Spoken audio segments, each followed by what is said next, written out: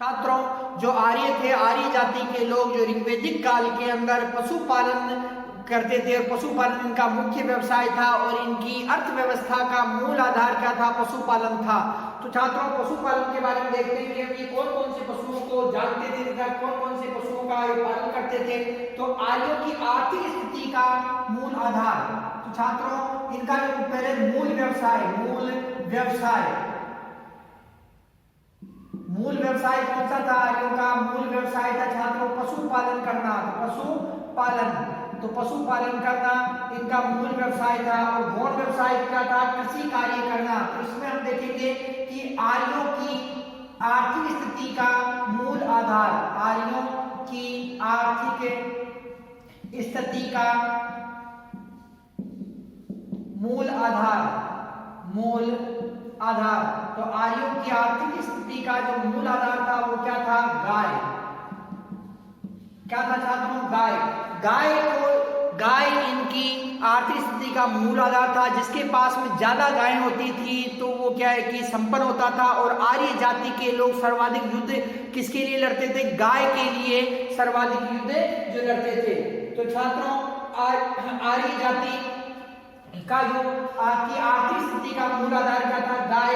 और गाय के लिए सर्वाधिक युद्ध आर्य करते थे। आर्य क्या करते थे? गाय के लिए सर्वाधिक युद्ध आर्य करते थे। तो आर्य किस पशु के लिए सर्वाधिक युद्ध करते थे?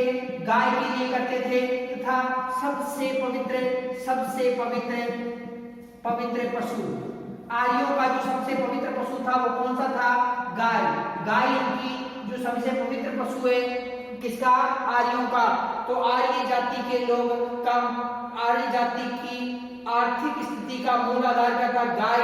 और गाय इनका सर्वाधिक जो प्रिय पशु था और गाय के लिए सर्वाधिक लड़ाइयां लड़ते थे। छात्रों, गाय को अधन्या कहा गया है ऋग्वेद में। मोस्ट इंपोर्टेंट ये टाइप भी पूछा जा सकता है आपके ऋग्वेद में। गाय को अधन्या अर्थात न मारने योग्य कहा है। न मारने योग्य कहा है।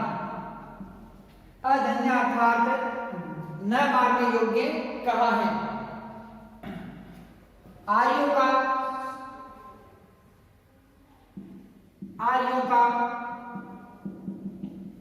प्रिय पशु घोड़ा। आर्यों का प्रिय पशु कौन सा है छात्रों?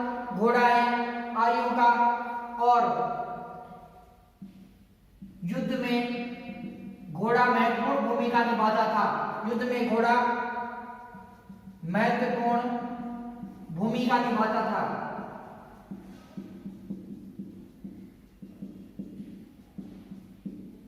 युद्ध में घोड़ा महत्वपूर्ण भूमिका निभाता था।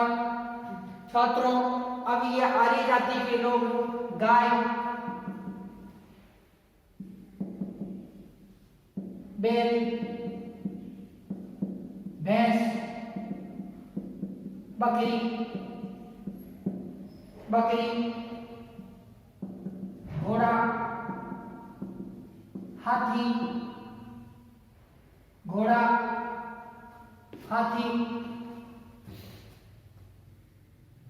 गधा, कुत्ता, ऊंट, गधा,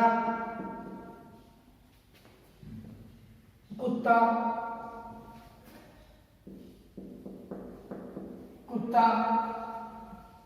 ऊंट पालते थे। गाय, बैल, भैंस, बकरी, घोड़ा, हाथी, गधा, कुत्ता, ऊंट ये पालते थे। तो छात्रों, भेड़ को अवी किसे कहा जाता था? भेड़ को कहा जाता था अजा कहा जाता था बकरी को क्या कहते थे? अजा कहते थे।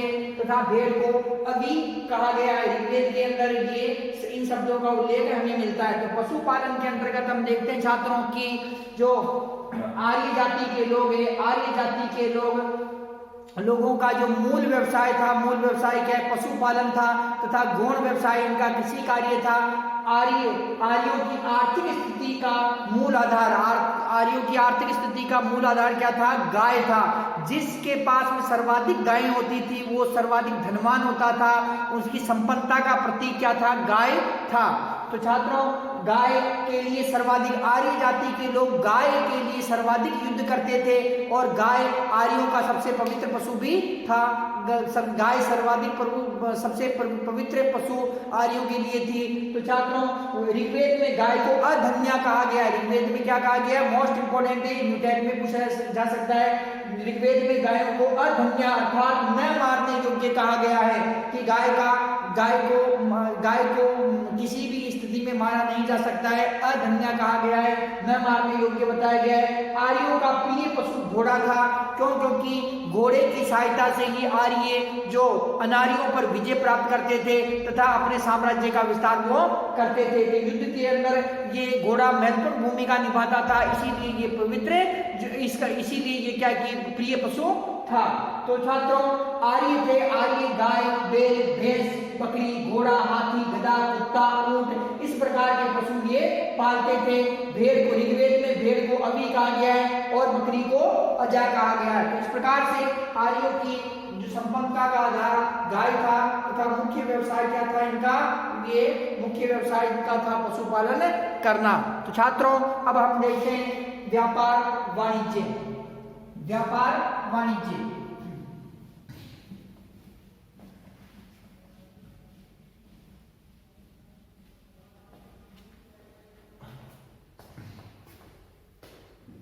व्यापार वाणिज्य।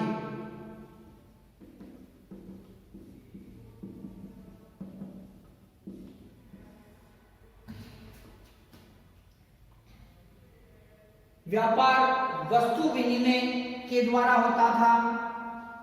व्यापार वस्तु विनिमय के द्वारा होता था। व्यापार वस्तु विनिमय के द्वारा होता था।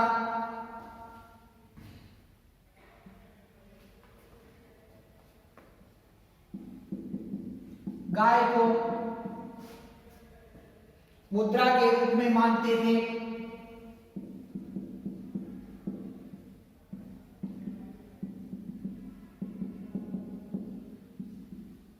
गाय को मुद्रा के रूप में मानते थे।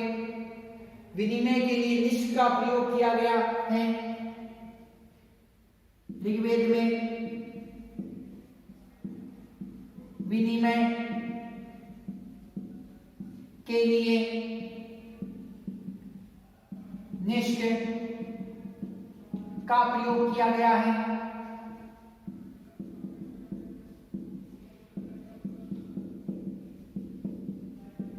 निष्ठ का प्रयोग किया गया है। ऋग्वेद में हरण्य पिंड नामक मुद्रा का उल्लेख मिलता है। ऋग्वेद में हरण्य पिंड नामक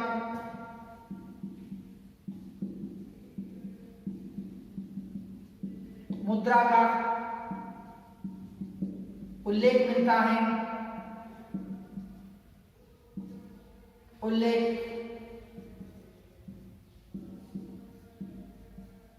मिलता है।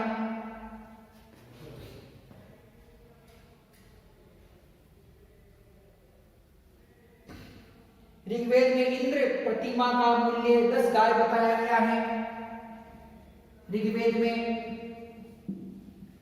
भगवान इंद्र की प्रतिमा का मूल्य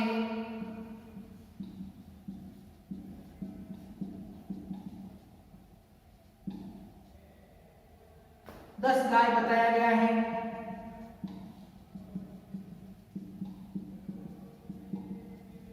दस गाय बताया गया है।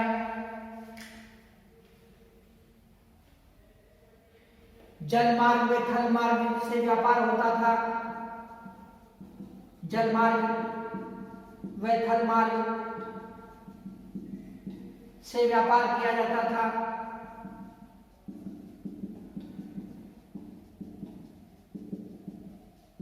व्यापार किया जाता था। व्यापार पढ़ी लोगों के हाथ में था। व्यापार पढ़ी लोगों के हाथ में था।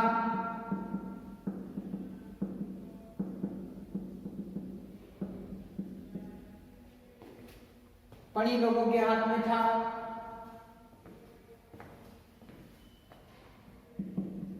सूदखोर व्यक्ति को बेकार कहा जाता था।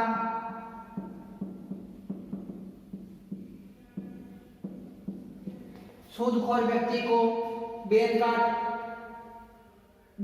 कहा जाता था। बेगनाट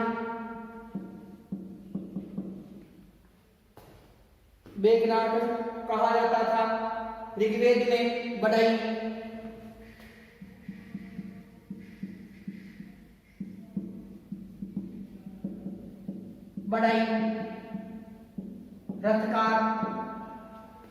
रथकार, चरमकार, कुम्हार,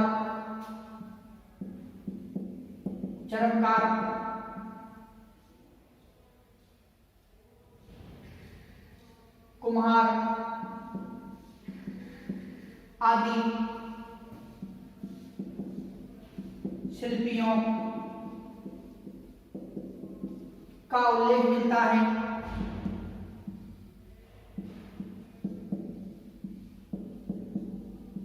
आदि शिल्पियों का उल्लेख मिलता है।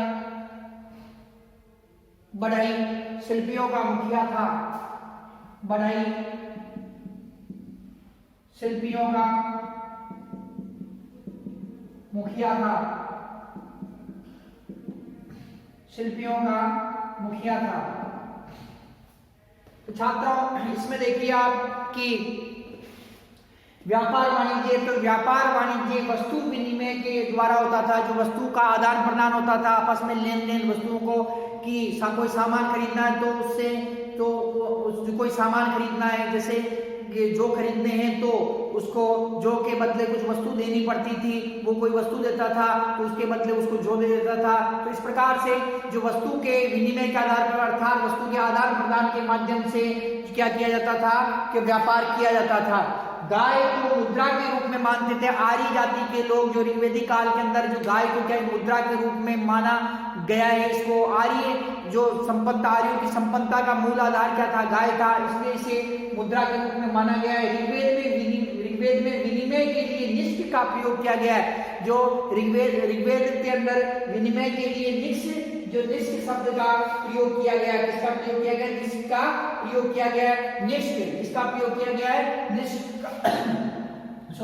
निष्क का प्रयोग किया गया है। और मैकडोनाल्ड व कीथ नामक जो विद्वान है, कौन सा? मैकडोनाल्ड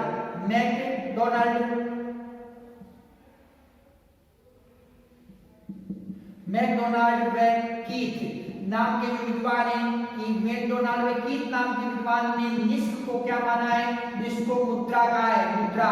निष्क को क्या कहा है? मुद्रा। तो छात्रों ऋग्वेद में विनिमय के लिए निष्क का प्रयोग किया गया। निष्क शब्द का उल्लेख मिलता है, कहां पर मिलता है? ऋग्वेद में मिलता है। और मैकडोनाल्ड व कीथ नाम के विद्वान है, इन विद्वानों ने इस निष्क को क्या कहा है? मुद्रा माना है। इस निष्क शब्द को क्या माना है? मुद्रा की। ऋग्वेदिक कालीन जो मुद्रा है वो कौन सी थी? निष्क थी। तो ये कौन मान रहे हैं? मैकडोनाल्ड तथा कीथ नाम के विद्वान इसे मान रहे हैं। ऋग्वेद में हरण्य पिंड नामक मुद्रा का उल्लेख मिलता है। कौन सी मुद्रा का? हरण्य पिंड नामक जो मुद्रा है उसका उल्लेख किसमें मिलता है? ऋग्वेद के अंदर हमें मिलता है। ऋग्वेद में भगवान इंद्र की जो प्रतिमा है, एक प्रतिमा का मूल्य कितना है? 10 गाय है। ऋग्वेद के जो सबसे सर्वश्रेष्ठ देवता थे, आर्यों के सबसे सर्वश्रेष्ठ देवता, वो भगवान इंद्र थे। और इंद्र भगवान की जो मूर्तियां थी, उस एक मूर्ति का मूल्य 10 गाय माना गया है। तो 10 गाय दीजिए तथा इंद्रदेव की मूर्ति दीजिए। तो इस प्रकार से ऋग्वेद में भगवान इंद्र की जो प्रतिमा है, उस उसका मूल्य कितना बताया गया, उसका मूल्य बताया गया जैसे गाय बताया गया है। जल मार्ग में थल मार्ग से व्यापार होता था, आर्य जल मार्ग द्वारा व्यापार करते थे और थल मार्ग द्वारा भी व्यापार किया जाता था। व्यापार पणी लोगों के हाथ में, जो व्यापारी व्यापार करने वाले थे कौन थे, पणी लोग थे। व्यापार का अधिकतर जो कंट्रोल किसका था, पणी लोगों का, उस पर जो प्रभाव था, कंट्रोल था। सूदखोर व्यक्ति, जो सूदखोर व्यक्ति था, जो वो क्या कहलाता था, बेकनाट। सूदखोर व्यक्ति को ऋग्वेद के अंदर क्या कहा जाता था, बेकनाट के नाम से जाना जाता था।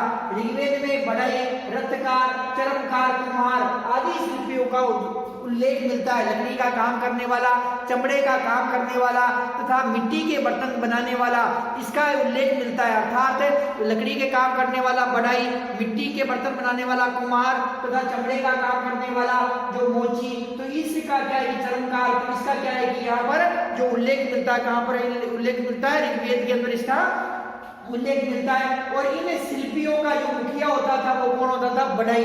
बढ़ई था, लकड़ी का काम करने वाला था, ये शिल्पकारों का क्या था, मुखिया था। तो इस प्रकार से जो ऋग्वेद था, ऋग्वेद के अंदर जो व्यापार किया जाता था, ऋग्वेद के अंदर इस प्रकार के व्यापार को बताया गया है, ऋग्वेदिक कालीन व्यापार वाणिज्य को।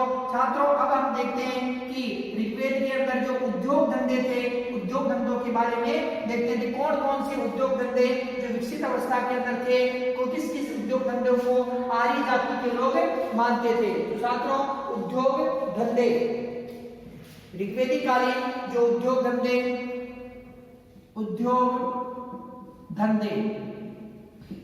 जो ऋग्वेदिक कालीन उद्योग धंधे थे उनके बारे में देखते हैं छात्रों, कौन कौन से थे ऋग्वेदिक काल में। इसमें चमड़ा उद्योग,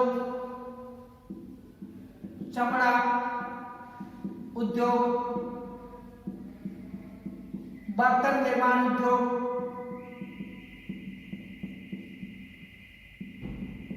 वस्त्र उद्योग,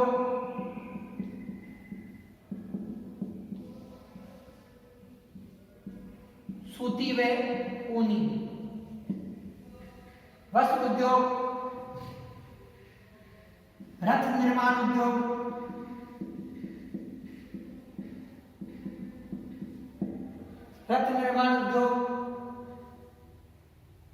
मूर्ति निर्माण उद्योग,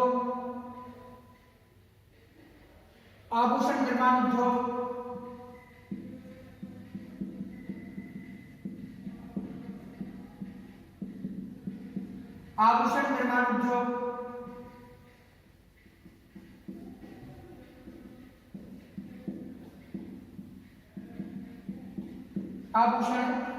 उद्योग,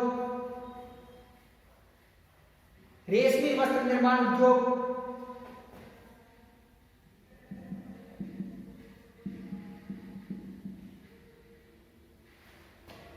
रेशमी वस्त्र, आभूषण निर्माण उद्योग, धातु के उपकरण बनाने का उद्योग,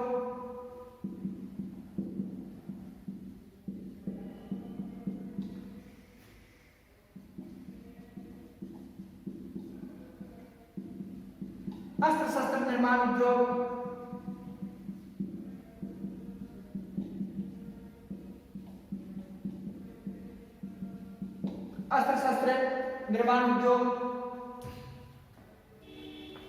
आर्य, कांसा, तांबा,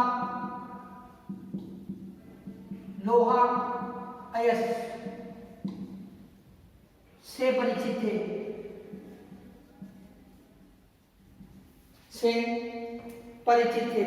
छात्रों जो आर्य जाति के लोग थे, आर्य जाति के लोग चमड़ा उद्योग, ये आर्य जाति के लोग थे, ये चमड़ा उद्योग, बर्तन, आर्य जाति के लोग चमड़ा उद्योग, बर्तन निर्माण उद्योग, वस्त्र उद्योग, रथ निर्माण उद्योग, मूर्ति निर्माण उद्योग, आभूषण निर्माण उद्योग, धातु के उपकरण निर्माण उद्योग, अस्त्र शस्त्र निर्माण उद्योग से परिचित थे। अर्थात ऋग्वेदिक काल के अंदर चमड़ा उद्योग उद्योग विकसित अवस्था में था, बर्तन निर्माण उद्योग था, वस्त्र उद्योग था जिसमें सूती, ऊनी व रेशमी तीनों प्रकार के वस्त्र बनाए जाते थे, रथों का निर्माण किया जाता था, आर्य रथों पर बैठ के युद्ध करते थे, तो इसलिए रथों का निर्माण उद्योग भी विकसित अवस्था में था।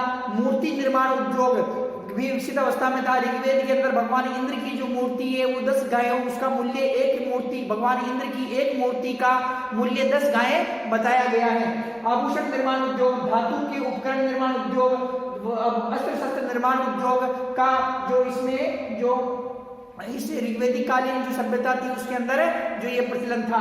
छात्रों, जो आर्य जाति के लोग थे कांसे से परिचित थे तथा तांबे से वो परिचित थे और लोहे से भी परिचित थे। लोहे के लिए ऋग्वेद के अंदर अयस शब्द का प्रयोग किया गया। लोहे के लिए किसका प्रयोग किया गया?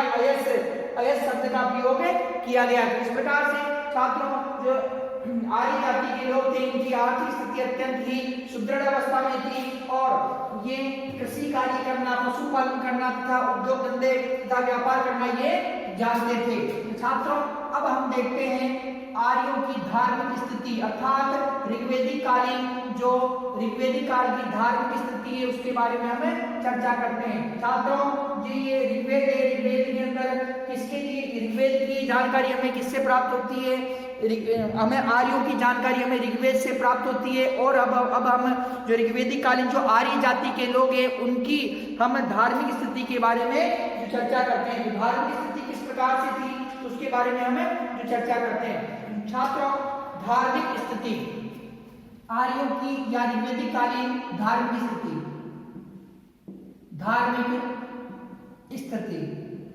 छात्रों, वैदिक सभ्यता, इसे वैदिक संस्कृति, आर्य सभ्यता के नाम से भी जाना जाता है और इस सभ्यता को 2 भागों के अंदर बांटा गया है, ऋग्वेदिक काल तथा उत्तर वैदिक काल, जिसके अंदर हम ऋग्वेदिक काल का अध्ययन कर रहे हैं। और इस ऋग्वेदिक काल के अंदर जो धार्मिक स्थिति थी आर्यों की उसके बारे में हमें अब चर्चा कर रहे हैं। तो छात्रों, इसमें ऋग्वेदिक आर्य बहुदेववाद में विश्वास करते थे। ऋग्वेदिक आर्य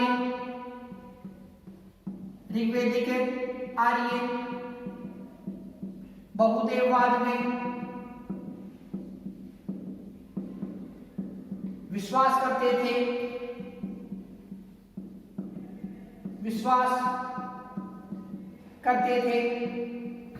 ऋग्वेदिक आर्य बहुदेववाद में विश्वास करते थे। आर्यों के प्रमुख देवता प्राकृतिक शक्तियों के प्रतिनिधि हैं। आर्यों के प्रमुख देवता प्राकृतिक शक्तियों के प्रतिनिधि थे। प्राकृतिक शक्तियों के प्रतिनिधि थे।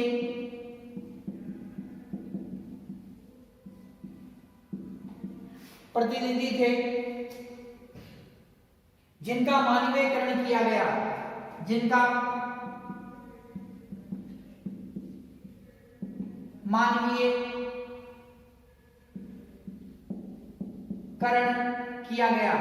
मानवीयकरण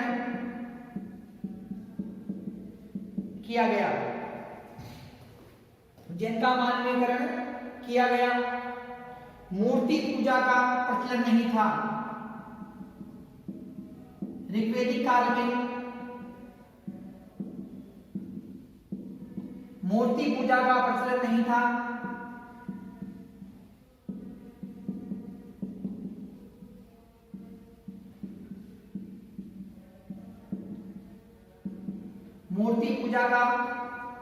नहीं था। तो छात्रों, जो आर्य जाति के लोग थे, आर्य जाति के लोग बहुदेववाद में विश्वास करते थे, अर्थात एक से अधिक देवी देवताओं की ये पूजा अर्चना उपासना करते थे। आर्यों के प्रमुख देवता प्राकृतिक शक्तियों के प्रतिनिधि थे जिनका मानवीयकरण किया गया। जैसे इनके जो देवता है ऋग्वेद के अंदर 33 देवता बताए गए, अंतरिक्षवासी देवता, आकाशवासी देवता, पृथ्वीवासी देवता, इस प्रकार से इनके जो 3 प्रकार के देवता बताए गए हैं। और इन 3 प्रकार के देवताओं में भी कई देवता अर्थात जो 33 इनके देवता बताए गए हैं, ये सभी क्या है कि प्राकृतिक शक्तियों का प्रतिनिधित्व करते हैं। बाद में इनका मानवीयकरण कर दिया गया। तो छात्रों, जो ऋग्वेदिक काल में मूर्ति पूजा का प्रचलन नहीं था, जो ऋग्वेदिक काल है, ऋग्वेदिक काल के अंदर मूर्ति पूजा नहीं होती थी। आर्य जाति के लोग मूर्ति पूजा नहीं करते थे। छात्रों आर्यों के देवताओं की श्रेणी, आर्यों के देवताओं की श्रेणी, आर्यों के देवताओं की श्रेणी, तीन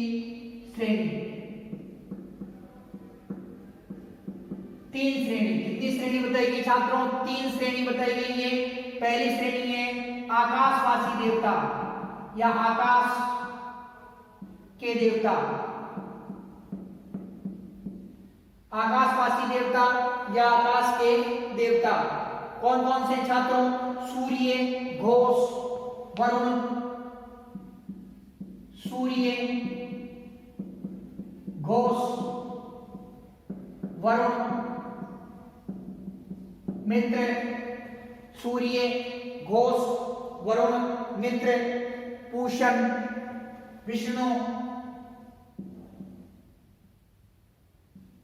पूषण, विष्णु, सवित्र, पूषण, विष्णु, सवित्र, आदित्य, उषा, अश्विनी, आदित्य, उषा, अश्विनी,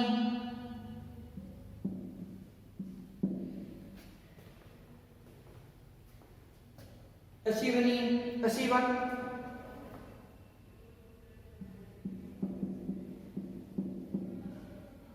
आदि। अंतरिक्ष के देवता, अंतरिक्ष के देवता, अंतरिक्ष के तीन प्रकार के देवता बताए गए। आकाश के देवता, अंतरिक्ष के देवता, इसमें इंद्र, मरुत, वायु, आप है। इंद्र, मरुत, वायु, आप है। मातीश्वर, मातीश्वरन, मातीश्वरन, रुद्र, रुद्रन, पर्जन्य आदि, पर्जन्य